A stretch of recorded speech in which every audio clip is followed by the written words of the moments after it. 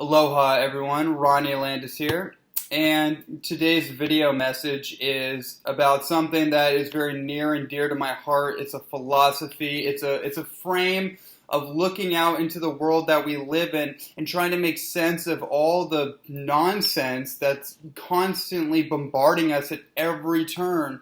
And we live in a very interesting time right now where so many of us are being called to activate our genius and turn on the triggers and turn on all our faculties and become the absolute best version of ourselves and become essentially leaders for the generation that apparently has no real leadership anymore. We're actually having to hold up the flag, to bear the torch and be like, you know what, if it's to be, it's up to me, and I'm going to have to take responsibility. I'm going to have to own it. I'm going to have to do it now and step up.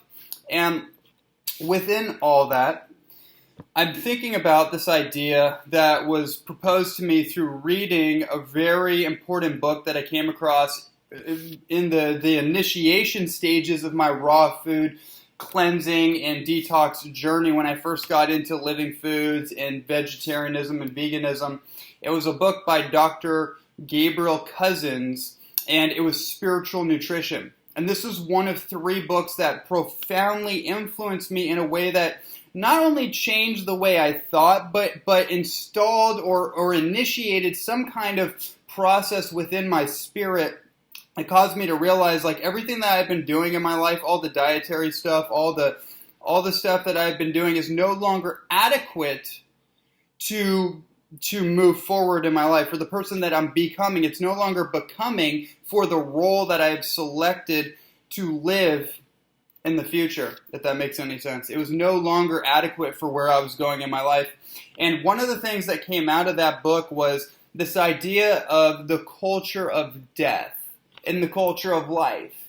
And we find ourselves, you might also know about the Kali Yuga and the Vedic text, the 4th stage of consciousness, where basically everything that we're seeing in the world is ass backwards. So everything that's coming at us, all the truth, all the information, all the illusions, if you will, it's all one big illusion. And if you do the exact opposite, typically you will have it right from what everyone else is doing in society. Anyways, let me return back to this point.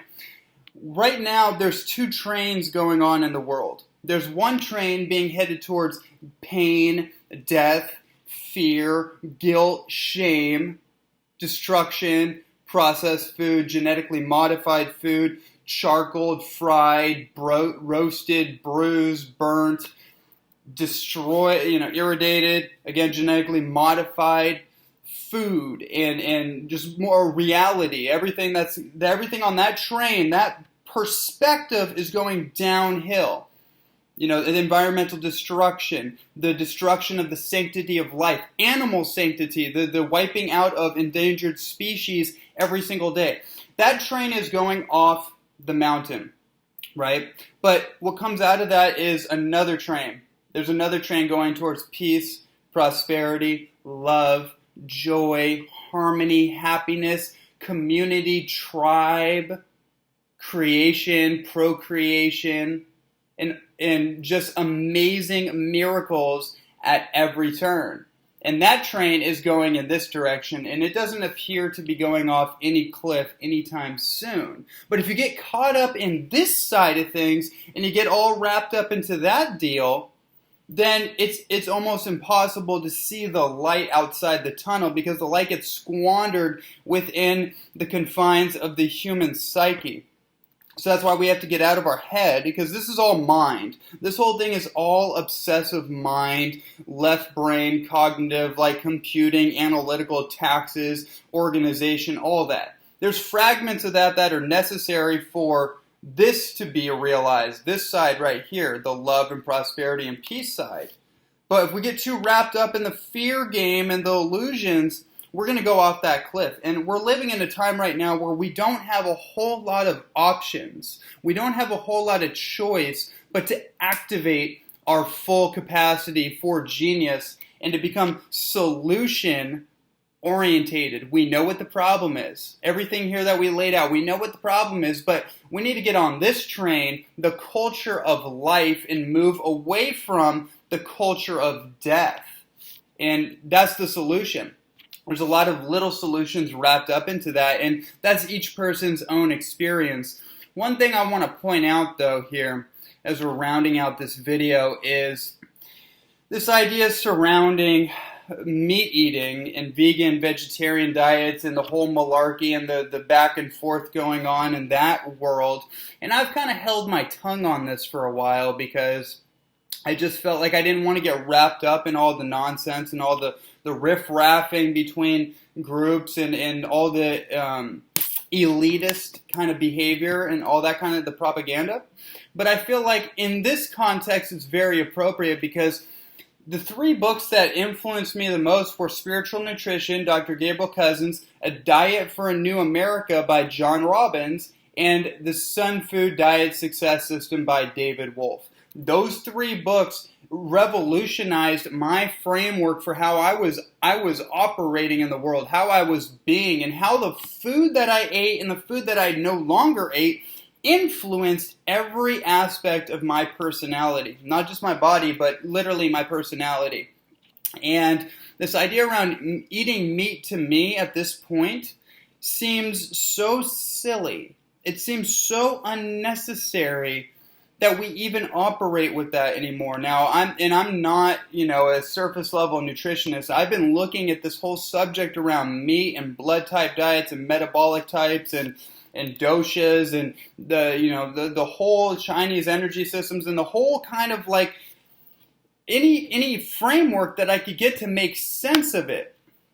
And what I've just kind of come down to is that it really, for me personally, it doesn't make any sense. Now, everyone else that's doing it can find tons of reasons to reinforce their bias. And I know friends that were vegan for a long time and then they went and ate meat and then they feel like, oh yeah, this feels great, and teach their own, right? I'm not here to offend anyone. I'm not here to pick sides, but what I am here to say on this particular note is that the idea of taking an exogenous meaning outside of us, so like exogenous hormones, synthetic hormones, bioidentical hormones to some extent, exogenous mammalian carving of a musculature, their muscle, a piece of meat, and then putting that into us and assuming that that's going to just become symbiotically a part of us, and that's just building material and tissue and cartilage and ligament fibers that we're putting into our body, and then, it's somehow going to be used for fuel and construction solely. Something seems really off about that, especially when you look at autoimmune conditions, how autoimmune conditions actually happen in the body. You start to look at viral replications, bacterial pathogens, for example, parasites. That's something you can't avoid with meat. Sorry to say. You can't avoid pathogens in your meat product, especially parasites, because they are literally woven into the fibers of the tissue that animal has, depending on where it comes from and the concentration of those organisms, right? And another note on that is it's unnecessary in terms of what we're biologically designed to express into the world. What do I mean by that? Well, one of the things I feel is really important to understand, and a lot of people are caught into more of a materialistic point of view. They're very, very focused on what's in front of them, surface level concerns, aesthetics, and that kind of thing.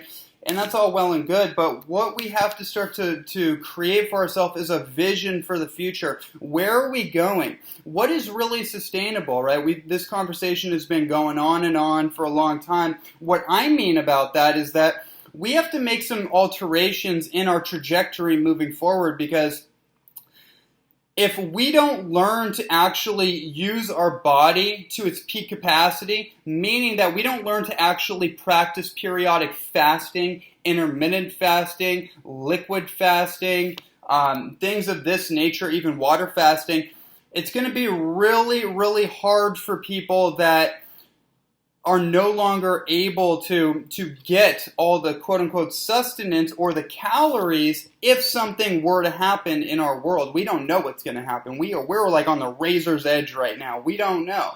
So I think it's really valuable that people start to entertain the idea that, you know what, maybe my body is able to create fuel. It's able to create energy out of things other than just food, especially just animal food, right? Maybe I can try to subsist more on vegetarian foods, also while doing it intelligently, because there's a lot of people that get into veganism, but then they don't know what they're doing, and they're just like, they're listening to a million people eat 30 bananas or whatever, and then they're going off on the deep end. So that's not what I'm talking about, right? I'm talking about investigation, I'm talking about intelligence and sophistication and forward thinking, just thinking to the future, like, you know what kind of human being do I want to be? What are my core values in life? Me personally, my core values are, again, towards peace, prosperity, love, joy, peace, harmony, bliss, and creativity. And I found for me, once I let go of all the animal musculature that I was putting into my body, my immune system worked better, my cognition was better,